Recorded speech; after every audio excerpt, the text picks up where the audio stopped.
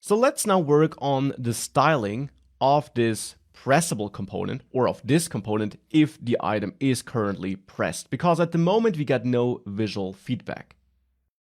Now adding some nice styling here is fairly easy for Android, because there is a dedicated Android ripple prop which you can set to an object where you can set the color of the ripple effect.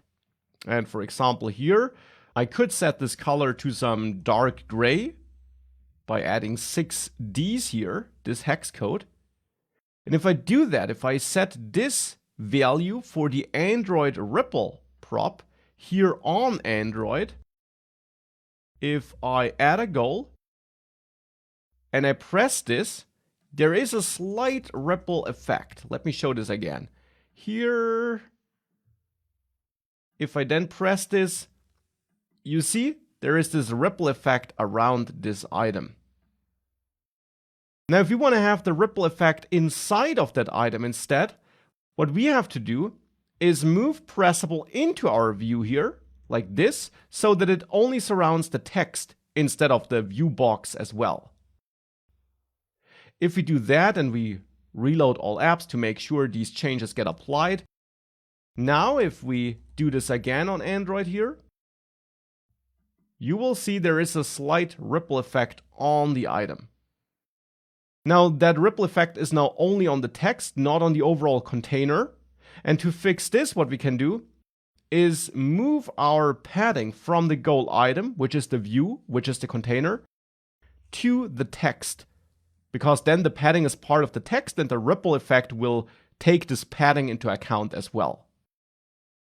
So now with that, if we set this up, we got this ripple effect here. And of course you can play around with the ripple color to get the look you want. You could, for example, also take this purple color here and maybe choose a very dark purple as a color. And now we have this, which maybe looks a bit nicer. So this is pretty easy on Android. Now on iOS, this doesn't have any effect though. Here, if I press this and keep it pressed so that we could see a potential effect, we don't see any effect at all. Now for iOS to add some styling, we can add the style prop to pressable, which generally works like all your style props. It takes such a styling object, but it also takes a function as an alternative. And this function will be called automatically by pressable whenever the press state changes.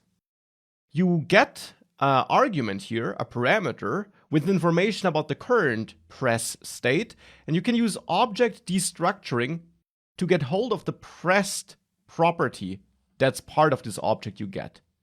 You could also name the overall parameter press data and access press data.pressed in that function. It's up to you. Here I will use object destructuring to directly get that pressed property. So that's provided by pressable. And now we can return different style objects based on the pressed state. And we can define them down here, of course.